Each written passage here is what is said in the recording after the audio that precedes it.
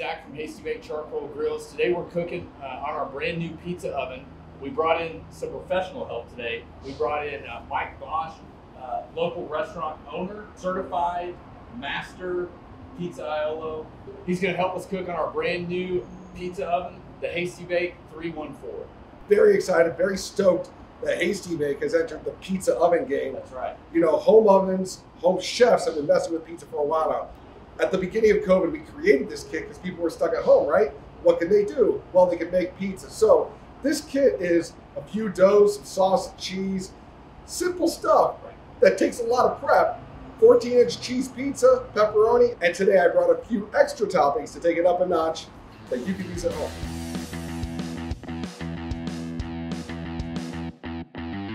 All right, so in our pizza kit, or just whatever pizza dough that you get, we have 3 here. Now, 2 are to make pizzas. 1 is just to learn how to throw dough and practice. So how do you push out a dough? How do you have fun with dough? Especially if you have kids, how do you throw it? There is a reason for that. It's the centrifugal force of pushing out or stretching that's going to let the dough get bigger. It's not just to be pretending to be Italian, but it actually serves a purpose. When it comes to a dough and you have your dough out, you can flour it, or I like to lightly press it into a bowl of flour. At that point, you can shake out.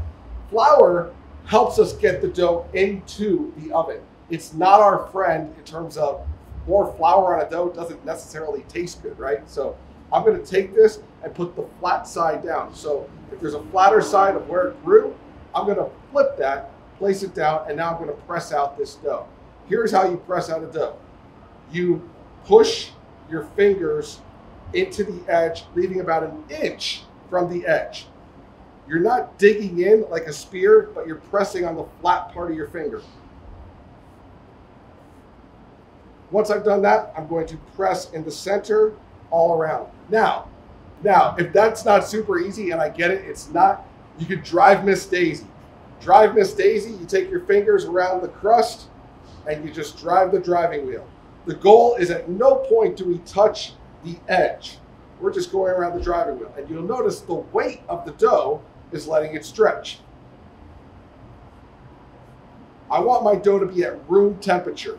If it's hotter than the room, not ideal. If it's colder than the room, it's easier to work with, but it's highly likely bubbles are going to form easier in our oven when we have a cold dough. So first rule of good pizza making, room temperature dough. So again, this is the super easy one. If I wanted to get fancy, I could do this, throw it around, and then if I want to look like I know what I'm doing, and you want to be that as well, put your knuckles at midnight, go to 3 p.m., 6 p.m., 9 p.m., and so forth. This is the classic pizzaiolo stretch. Once you are at the length that you want it to be, this dough is designed for 14 inches, then you can just place it down. Now, it's gonna be easier to make your pizza on a peel. If you're taking a lot of time though, the pizza's gonna stick. So here's the debate. Are you gonna take a lot of time because you're working with kids? Do it on a flat area and then get it on the peel. Or if you know what you're doing and you're making a very light pizza like a margarita, build it on the peel. If you're gonna take more than 6 minutes to make your pizza, probably better off on your table surface. Less than that, you're probably okay on a peel. If building on a peel, here is the first rule, is flour the peel. The wrong way to flour a peel is to put it down and spread it out. You can see now I have mountains of flour and an absence of flour. No dice. Here's what I want. Take it in your hands and in a diagonal. If I have a little spot that's not fully there, again, shake, shake, shake, shake, shake. If that was hard at all, leave it down on the ground and put it down like that. Just like making your bed, you're just gonna flop the nice little linen sheet onto this flat surface. I'm not gonna flop it or have it snap back on me because gluten, the evil gluten that destroys homes and families, will snap back on me. To avoid a gluten snapback, I place it softly. You can see I have a crust all the way around this pizza and it's ready for toppings.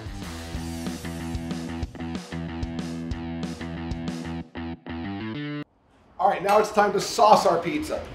Our kits come with sauce. You can make a sauce at home, whether it's San Marzano's, actually from Italy, or California's tomato, regardless.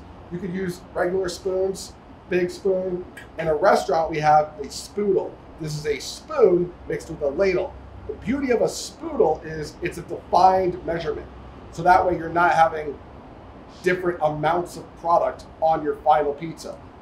Sounds pretty obvious, but it's not. You can overdo it, and kids especially will overdo it when left to their own devices. So I'm going to use the spoodle. Spoodle, place it in the center, and then the beauty of the spoodle is I can take the bottom and spread it out nicely and evenly.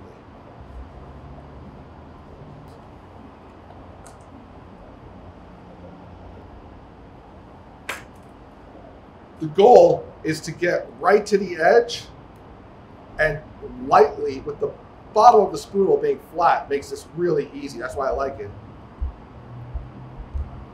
Right to the edge. And then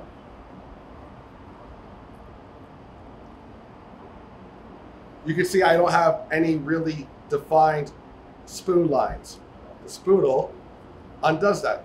The magic spoodle. All right. Now, cheese. Do you love cheese? Good. You have a soul. But if you put too much cheese on, this pizza is not going to be able to hang. It's going to flop on it. It's going to suck. You think cheese is good, and you are correct. But here's how you do not overdo it on the cheese. You want to see specks of red. Little glimmers of hope, i.e. the red, and you are still okay. Take your cheese, spread it out. The cheese needs to go beyond the sauce. If you don't, you're going to have burnt sauce, right? So you can spread it out. I can still see specks of red, but you can see way too much red, way too much red. So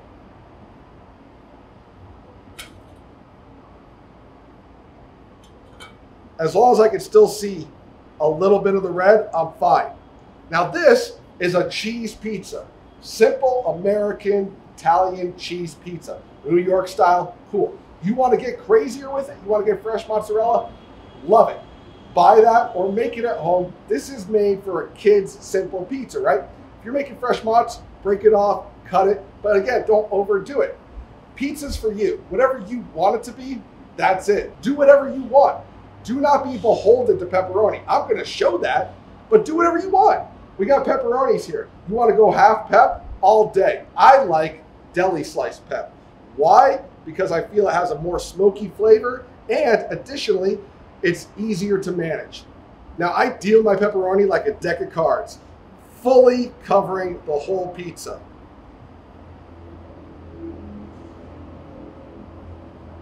That's awesome. I love that. But another topping that I'm a massive fan of is peppadew peppers. Inside this oven, you're going to see a nice little char to the top of them. That's great.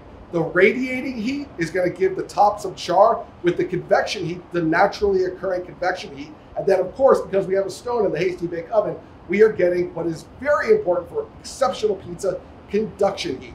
Radiation, conduction, and convection all combined make a great pizza. When you see a pizzeria that has the conveyor belt that looks like a Quiznos sandwich place, that ain't good pizza because it has no conduction heat. I'm going to place my peppadew peppers upside down so I can get some nice char on the top of them.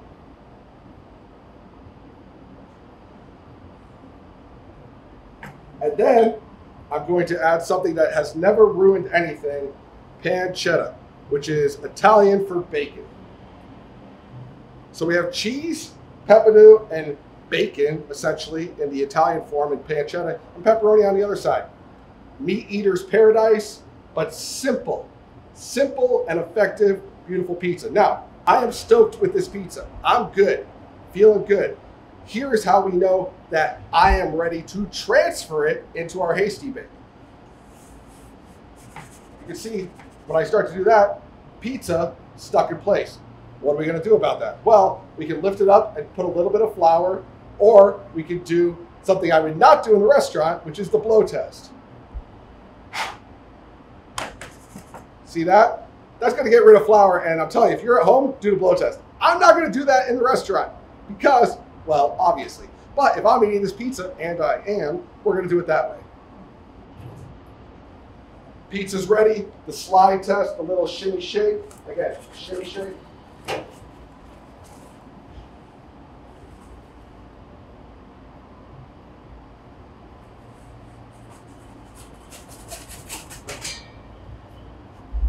By doing it that way, we can see we don't have a ton of flour there. Flour, not good. Now, if you are just not a fan of dealing with the flour, you can use cornmeal. I don't like that. Cornmeal is like little ball bearings ensuring you get to your final destination. But now you're tasting cornmeal under your pizza. No one ever said, hey, you know what this pizza's missing? Cornmeal. So if you want to do that to make it easier, I get it. I don't advise it. So, of course, this is not my kitchen's oven. This is an outdoor home oven. So we are using our heat source, in this case, wood or charcoal. We're going to take it up a notch with a little smoky wood, get the heat going, get the flavor going with the smoky wood. I'm going to open it up on the side, plop it right there. Of course, being safe, it's hot. Got my gloves, especially if we're working with kids. This would not be the kids section of the evening. And now I'm ready to keep this going with the heat. So with my pizza peel, I can see that it's golden brown to the edge of a char. That's good. Lighter than golden. And when I say golden, I mean like wood golden. It's the color of nice cedar wood. At that point, we can pull it out.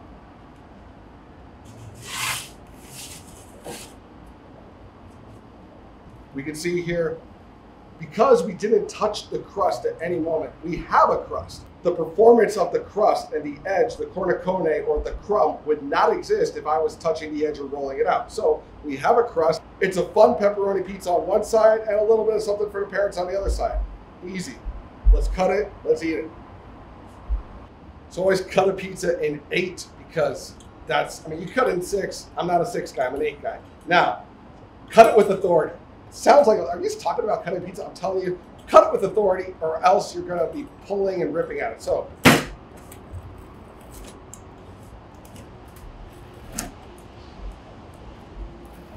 here's another beautiful thing about cutting more cuts, more pizza. When people say, but how many slices is it? You know, you have unlimited slices based upon how much you want to cut it. That's math. There we go. We have a pizza. Let it cool off for a minute or two. Kids can eat it, parents can eat it. We are good to go.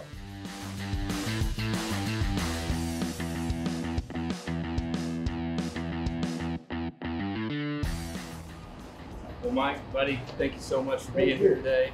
This has been awesome. Thank you for, you know, I learned some things that I didn't know I was doing wrong, and you know, some tips and tricks. So I'm excited to get into this. If you are local to Tulsa, come get you one of these take and bake kits from Andolini's. It's not going to get any easier or any better quality than that. So I'm excited to dive in. I really thank you so much. And if you are not here, go to your local pizzeria. Making dough, massive pain in the ass. But you can also do it and have fun with it. If you want to use ours, by all means, and go crazy. Like this has easy and a little avant-garde, but go for broke. Like, have fun with it. Do all sorts of different things. Really let it be a time you enjoy with your family. I love it, man. I'm excited. Let's get into this thing. Let's try it. All right.